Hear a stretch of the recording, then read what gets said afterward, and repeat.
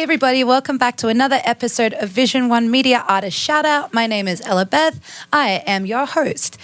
Today's artist is someone that I met really recently. They saw me singing at a bar and introduced themselves, and I have to say I was really blown away at the humility, because when they introduced themselves, they didn't even mention they were an artist. I went home and found out that they're big out here doing things in Atlanta, which is really cool. So I'm very blessed to have them on the show today, to have them come along. So without further ado, welcome to Kzoo. Hello. Thank you for having me. So first of all, I want to start and say thank you for coming. It's really, really cool to have you here, especially considering I just was like, you're welcome. Hey, you're an artist, like, welcome. Right. That's how it's supposed to be, too. That's why I don't, always come off unless, it calls for it. Because everybody does something.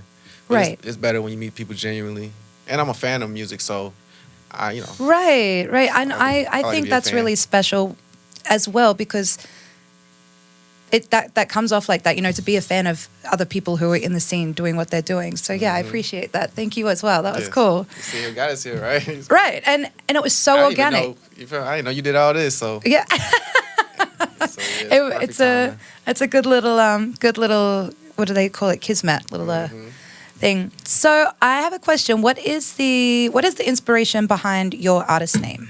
When I was 9 years old, I skateboarded a whole lot. Like, I was obsessed, and all I wore was skateboard clothes, and majority of it was Zoo York. And my friends always just call me Zoo York. So I just kind of stuck with me.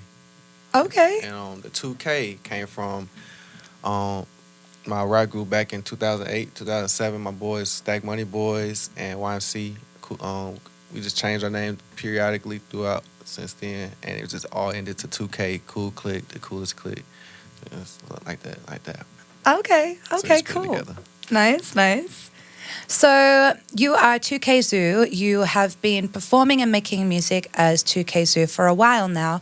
But recently you have also added in 2Kzoo and the Zoo Crew. You've got a band. So tell me, how did you meet your band, and what was the reason to forming the band, as going from a solo artist to the front man? I could try to paraphrase it. I could just tell you the story. Tell me the story. All right. Well, I was a solo artist, so I was just rapping and doing everything. I was still doing multi-genre, but I was also promoting my song Ready. It's a song I'm promoting. And wanted to drop the mic, or one of the platforms I was performing it on. Shoutout Trey, shout out that boy Ghost of Atlanta. He taught me everything I know about live performing. Him and Mondo. Shout out that boy Mondo too. Shout out that boys out. Mondo and Trey, Ghost of Atlanta. Ghost. ATL. Y'all created a monster. But anyway, I was on his podcast, on his platform, and I had to perform the song live. And I've never done that before. I usually mouth the words or just say every word performing. Never even train myself to live perform, say every word. So I'm like, it took me 35 takes, and I was upset with myself. Wow. Like, I should know this. You know how it be, Yeah, you're artist. of course, you get in your head, Yeah, so it was like... Yeah, for sure. And it was horrible. It was horrible. Well, you sit back and listen to it. Yeah. Like, I went and I did this thing, and then you sit back and like... I can't believe I did this. I texted, hey, delete this shit. Anyway, so it motivated me to artist develop myself. I said, oh no, I can't go through that no more. I got to learn how to do this. So I started going to jam sessions and different live music open mics. So I could teach myself how to say the whole song word for word, every note. I just taught myself like a month straight. And during that process, I met every one of my band members, and they just loved me off just my persistence and my tunnel vision. And it was like... And your vibe. My vibe, too. Like, I'm an honest guy. I'm a real one. Like, I don't hold nothing back. I'm myself everywhere. That's why they call me Zoo. I adapt. So, during that mode, we just... actually, my job, they had booked me. And when they found out, I did music, and they liked it. They like, hey, we want to book you. Can you do an hour set or an hour and a half? I said, just me? He said, yeah. I said, okay, yes, let's do it. And they, send them an invoice, and I'm like, I can't just do it just me in a restaurant. This just don't seem right. I said, I'm supposed to be bigger than this. So I like, bet, let me just get a band together. Because I just found out the prior week they had bands on Thursday night. So I'm like, okay, so maybe this is what I'm supposed to do. So I called all my my recent bandmates, Josh, Ayana, Juan, Fredo, and my saxophone player. Shout out to boy, Sax Gothy Prince. Who else? Hawaii, my keyboardist. So, Hawaii wouldn't even perform with us that night. He came and saw us play that first night. He said, I got to join you guys. So shout out to him. He ended up performing with us after that. But anyway, that's cool. That's how that band formed, just to do that show, because I feel like I didn't want to just do an hour and a half just me. That was going to be weird to me. Right. So, and then after that, they're like, we should definitely keep this going. And just the universe is keeping the shows coming, we promote ourselves. Like, I'm the marketer, I'm the manager, so I'm in control of all our promotion and our advertising, or, marketing ourselves. So we doing skits and we promote. We do everything like that. Everything I seen on TV, I just want that one that you posted on your Instagram with the and now we're welcoming Carbon is the text was like the band that won't perform for free. Yeah. I was like, yes. You. Yes. A lot of people love that.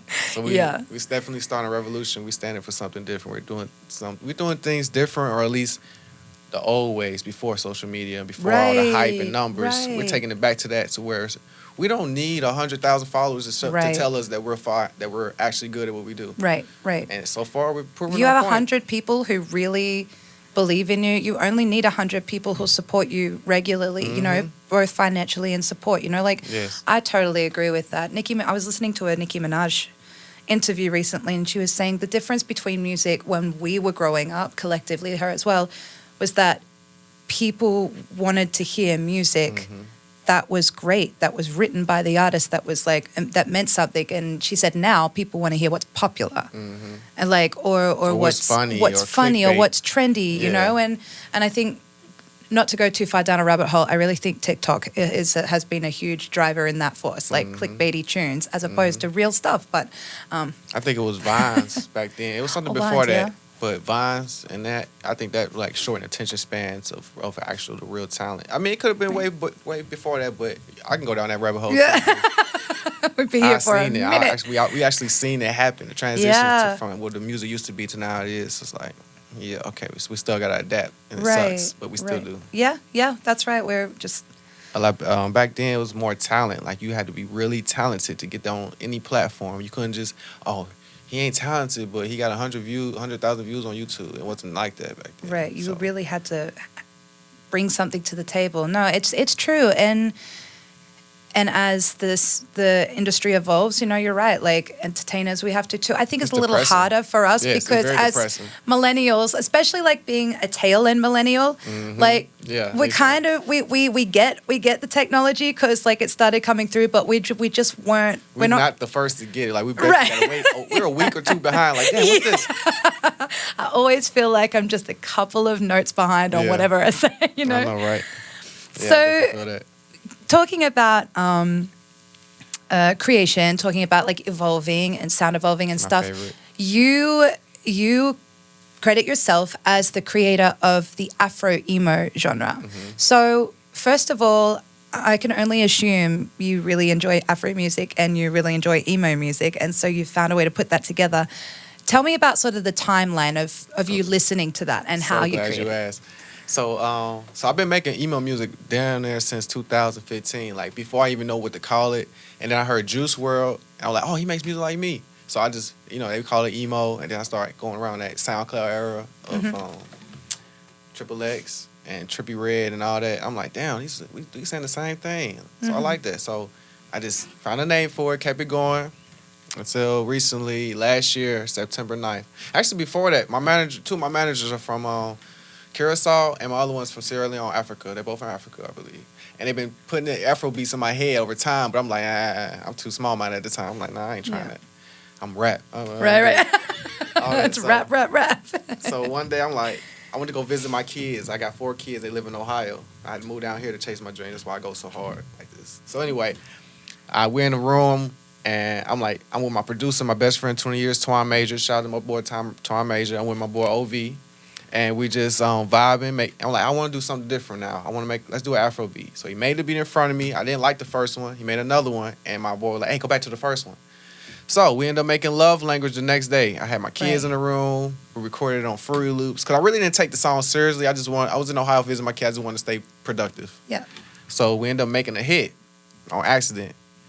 So it's called Love Language. It's on Spotify. You can look it up. So my boy Son the Hood, we wrote the song from dead scratch, from the melodies, harmonizing everything. My first time doing all that, harmonizing. So Absolutely. And I was going to say, like, that for me, love language, I heard that before already.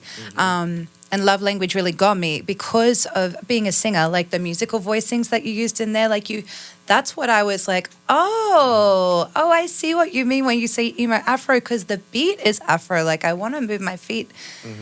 But the way that the melodies and the vocals are, I was like, oh, I get it now. That's really interesting. yeah, I like to use like my rap lyrics on actually any genre. I be myself on any genre, so I like to use metaphors and still rap the same, but it sounds good though, because I learned how to do it better. I learned how to use my diaphragm. I learned how to vocalize. I learned how to, what's it called? Harmonize. That's right. Yeah. So, over time. But yeah, ever since then, I've been feeling like a little, I can do this. I can really like try other things. Yeah. And, really, and you know what's honest to God truth? I cannot sing to save my life. Like, I'm gonna get shot here.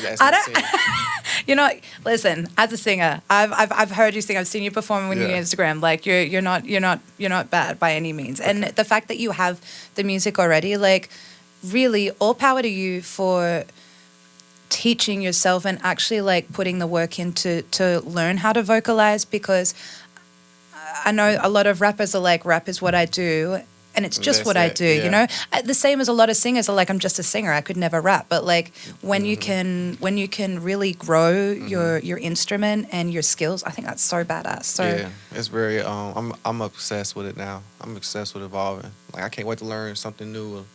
I can't wait to evolve. Like, it's something. Every time I wake up, I say, how can I be better with myself today? Yeah. So it's like, it's really addicting. Maybe you could get into that what do they call it, Mongolian throat singing? You know? Oh yeah. I would love to do opera. I'll take it to that height. Oh, okay. I feel you. Yo, like Afro opera. Come on. Did we just? That's dope. Okay, I'll keep you around. You got some good ideas, kid. I like that. That would be wild. Okay. So you mentioned Love Language and Ready, the two singles that are out. You made them both as 2K Zoo. Mm-hmm. Did you record them with Sukru? No. Damn. When did I do? Oh yeah, I did Ready last year in October. I was on LSD. For the first time doing acid, I made that song, and I'm like, oh, wow. This song, okay. So it didn't kill your creativity. It totally just let me express myself, and the people in the room was like, wow, where are these melodies coming from? Where are these words coming from? I said, hey man, just being myself. I'm just feeling free, and I just freestyled it. It took me an hour to do the hook, 'cause I was kind of, insecure. I'm like, I can't believe I'm doing this and saying this. And they're like, we got you, bro. You keep going. The whole room, it's like 10 people in the room. Keep going. We love this. And then it took me 20 minutes to finish it. And I'm like, that's so cool. I harmonized on that. I just expressing myself. I took my time with it still. And, Ready is like my love letter or my letter to the world and the industry to show that I'm ready for whatever comes my way to be successful. Haters, love, my kids, everything that come with it, I'm ready. So that's basically the song. That's badass. I love that. And no, I didn't have my crew then. I dropped Ready in January this year. I've been promoting it ever since, because I just know it's a hit. And Love Language, I dropped that in September of last year. I'm still pushing that because I just know it's a hit. Yeah. So are you currently working on some new stuff with the band? Oh, yes. I assume so. I assume it's always working. Like that you said, that's why you're here. So can you give us any sneak previews?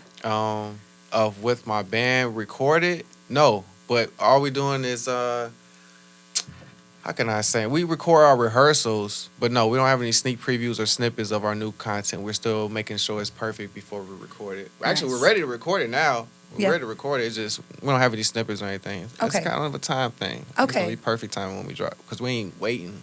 We just. Yeah, no, you're doing it. I was just talking to Jared, producing about the same thing. Waiting. It really does mean the right time. Like, I've only just started recently recording my own stuff, and I've been writing for years and years. And I really think it has to be the right time for, everything to align, for it to feel right, for you to be able to get the best out of yourself and your gifts. So exactly, you can't rush things. Right. But you can't hold yourself back either. You gotta just at least try to make it happen. It's the best thing you do, because we're not in control. Even though we're like guys, we're still not in control of what's going on. All we can do is just keep pressing forward. Yeah. So have you guys got shows coming up?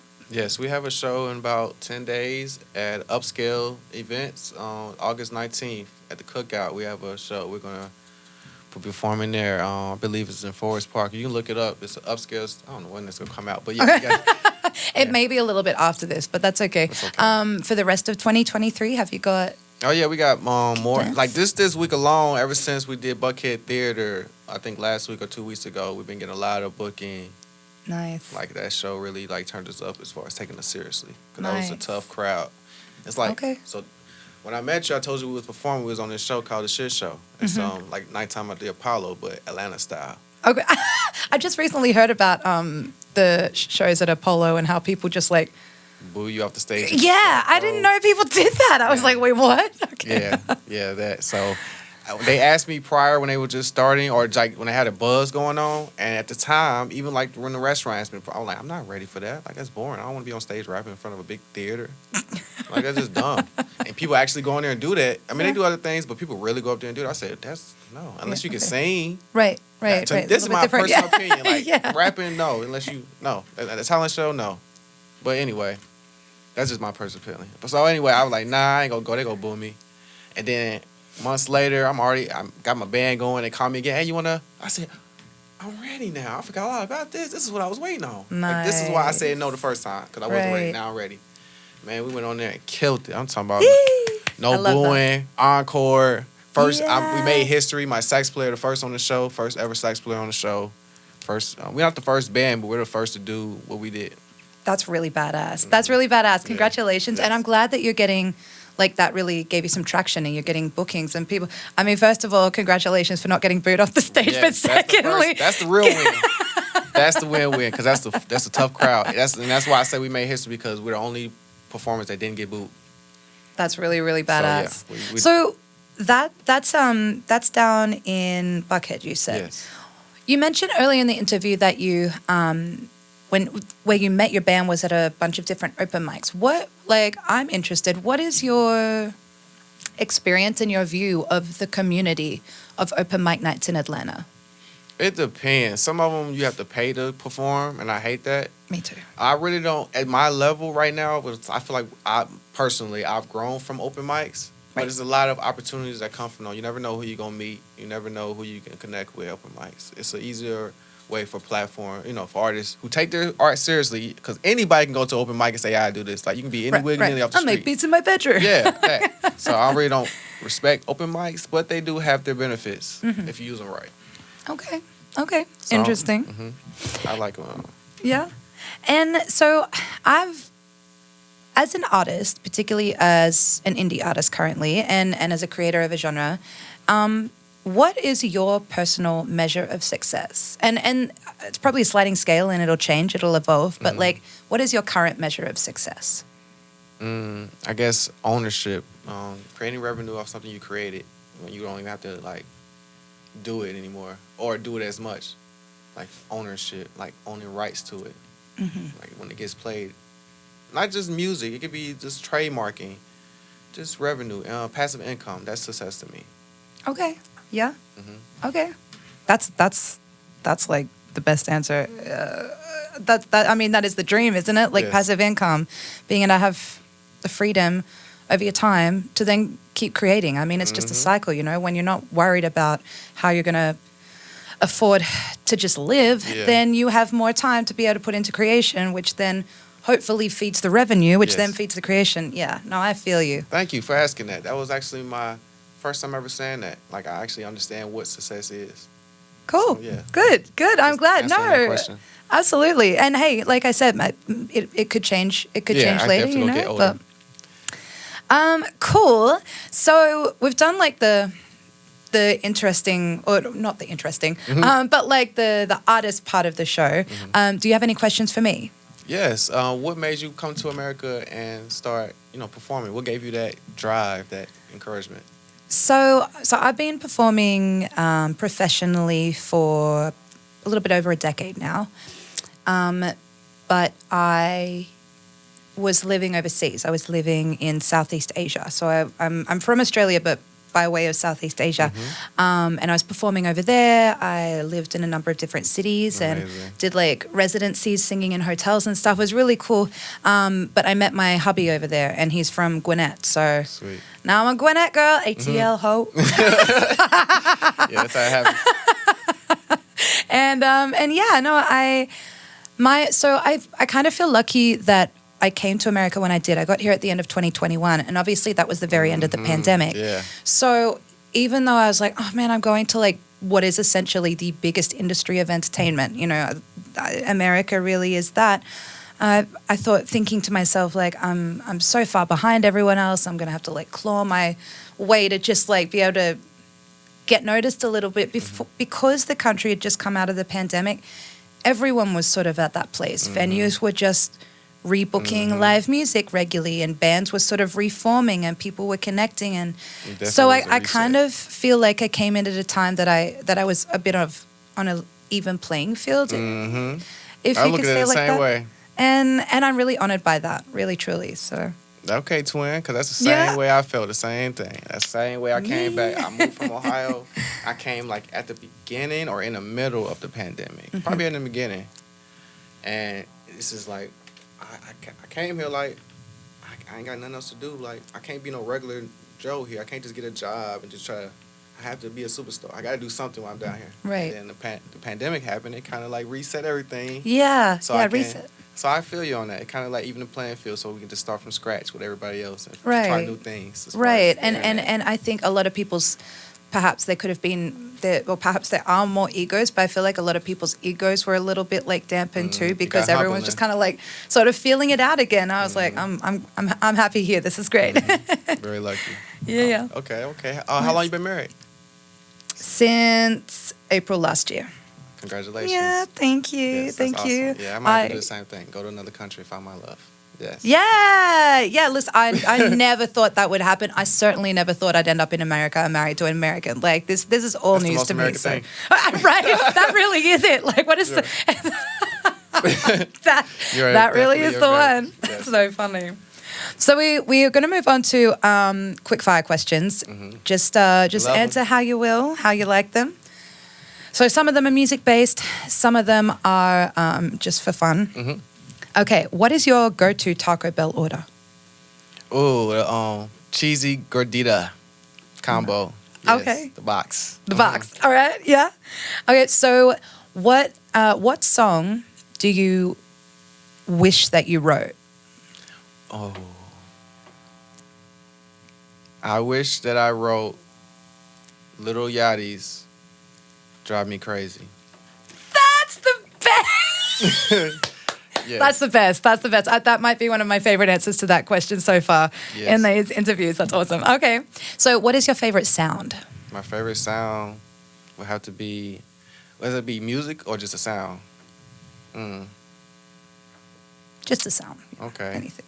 My favorite sound would have to be a saxophone. Okay. All right. I can listen to that for hours. Do you have do you like any particular version of the saxophone more, like baritone, bass, whatever they are? Soprano, alto? Not sure. I'm not sure.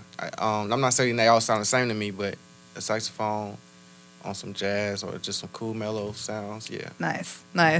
Well, they say that the saxophone is one of the instruments that is most like the human voice. So if you It enjoy is. music as a singer, that makes a lot of sense. Yeah. That makes a whole lot of sense. Me and my saxophone player have the same relationship.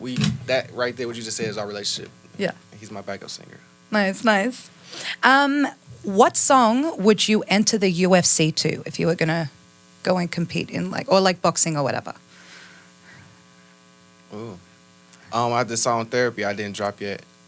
It's called Therapy. It's very medelic and it's very like trap Okay. pop type. And yeah. You think it would would get you hyped to get up in Yeah. the ring? I think it'll be a good walkout song. Okay. Especially for like people going through, hate and fans and all that. I don't know. I think that would be a good song. Yeah. I don't really have no fighting songs like that. That'd be hype. Maybe I do. I just didn't put them out yet. I have a lot of songs that like that, but I ain't put them out, so it's hard to reference. Okay. All right. What? This could be a contentious question. I'm trying it out. And it can be a really famous person if you want it to be. what Georgia artist would you slap? What Georgia artist would I slap? Well, he ain't gotta be. If he was famous, I would say his name. I don't even want to say his name. You know. It's a couple of Georgia artists I would love to slap the shit out of, but just one, open-handed, like, you know, just one, stop that.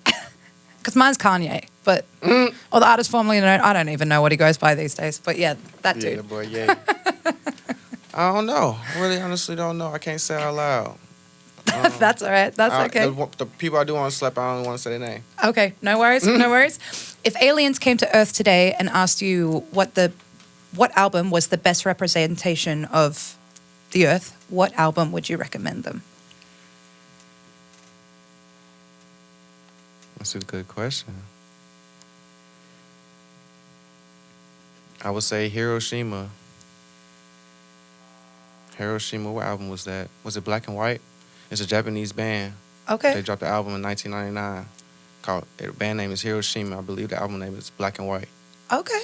All right. Cool. If they heard that, they wouldn't kill us. All right. Okay, they wouldn't kill us. Okay, they're kind of cool. Be like, you know what? All right. Then, you know, Just put it that way. Excellent. All right. This last question. This for the quick fire questions. If you could be on a one-day festival playbill with 4 other artists, so it's a 5-artist set list, who are the other 4 artists who are going to be up with you? Okay. It's going to be Young Thug. Mm-hmm. Nice. It's going to be Lil Tecca. Okay. I Wish We Could Bring Juice WRLD back. Oh, yeah. Does that count? Okay. Yeah. Dead or alive, sure. Absolutely. Okay. And Jaleel. He's a new artist came out. Jaleel. I would love to perform or have, watch him, whatever. Perform, share a set with him. Cool. Where's he out of? Oh, man. I don't even know. I want to say from overseas somewhere. I want to say he's not American. Okay. He's not American. But his name's Jaleel. Jaleel. He's fire. All right. Cool. All right. And the last little segment that we're going to do today is called Don't Get Me Started. So basically what I'm going to do is put my timer on, and you get 1 minute. You get 1 minute to just like get up on your soapbox and just rant about something that annoys you. It could be something that's just a pet peeve, something that's just annoyed you this week. I got a list. Hold on. Yeah, I was going to say, it could be a lifetime thing, but you have a whole minute. Okay. All right. Do you need a minute to think about it? No, ma'am. All right. He said, no, ma'am. I'm ready to talk about what makes me mad. Okay. Are you ready? Yeah. All right. Let's go. Okay. What really annoys me is when people try to put you in a box and you know you way bigger than what you are, or maybe you don't even know it yet, and people just constantly show you or prove to you or remind you that they don't want you to see you grow at all, or they don't believe in you at all. That really annoys me is people's fear of what other people think. I can't stand a non-confident person, especially if I love you, or I believe in you and you just don't believe in yourself. That annoys the hell out of me. Like how? Because it annoys me because I can't make you believe in yourself more than I believe in you. Right, and you're not lying when you tell someone that. Yeah. So, speaking of that, I hate people not being real. I hate when you can't just be blunt and say what it is. People are so scared to tell the truth now. It's like it's hard to even make friends now because everybody's so nice. You're like, nah, what do you really want? So it's like I just wish everybody was on my level. I feel like I'm your realest friend. I tell everybody I'm your realest friend now. Once you meet me, I'm your realest friend. I'm never going to lie to you. I'm not going to sugarcoat anything. I'm going to tell you how it is. And that's why I have a lot of friends, a lot of real friends. You got to keep those people close in your life. And that's it. That's your minute. Nice. Thank you. We can do a little clap there. That was my first time doing the Don't Get Me Started segment, but I think it could be. I like that. I think it could be a fun one. That's gonna be a thing. That's definitely some great content. Right. I like that. Well, lastly, before we go, can you tell the audience where to find all of your social media, where to find your music, where to find where your next shows are, all of those important things? Okay. Mainly you can go to my Instagram at 2kzoo_. You have all my upcoming shows and flyers. You have my past shows. You can find my music on Spotify, 2kzoo, spell it with all capitals, 2K space capital ZOO. And you can follow my band's page, zoo.crew, that's ZOO.CRU. Follow us, book us, love us. You'll never be not entertained when you follow me, or I'm always coming with something new. I'm an actor and a model, so it's always new content coming out. It's always something new. I'm never doing the same thing. I always love to, Do all the things. yeah, all things. I don't think there's no more Twitter. Threads, 2K Zoo maybe. Yeah. Right. Oh yeah, Threads on Instagram. Right, some X popped up on my phone. I'm like, where's my Twitter, man? Yeah, so YouTube, 2K Zoo, follow me and subscribe. I'm always posting all shorts and new content. I'm trying to get up there. Help me out. Follow me. Show me a like. Definitely. Mm-hmm. Yeah, make sure you go drop a like. 2K Zoo on all platforms. Ready and Love Language are out now. You can go and listen to them, stream them on all your streaming platforms. You have been such a joy to host. Thank you so much for coming in. Thank you, Queen. I wish all the best for you, and I'll definitely be at a show and be watching all your funny Instagram reels and everything. Yes. I would definitely come to your next show too. You're amazing. Thank you. Big appreciate. And if you're an artist out in Atlanta or Georgia or even further, but you're visiting Atlanta, please come find us, Vision One Media ATL on Instagram. You can email us at vision1social@gmail.com. You can find us on YouTube. We have Facebook. We have a website, Vision One Media Production. You can also hit me up personally, ellabeth.music on Instagram. And we would love to have you be on the show, talk about you as an artist, talk about your artistry. Here at Vision One Media Studios, we are a one-stop shop, so we can do a little bit of everything if that's what you need. But otherwise, we'll see you in the next episode. So peace. Bye.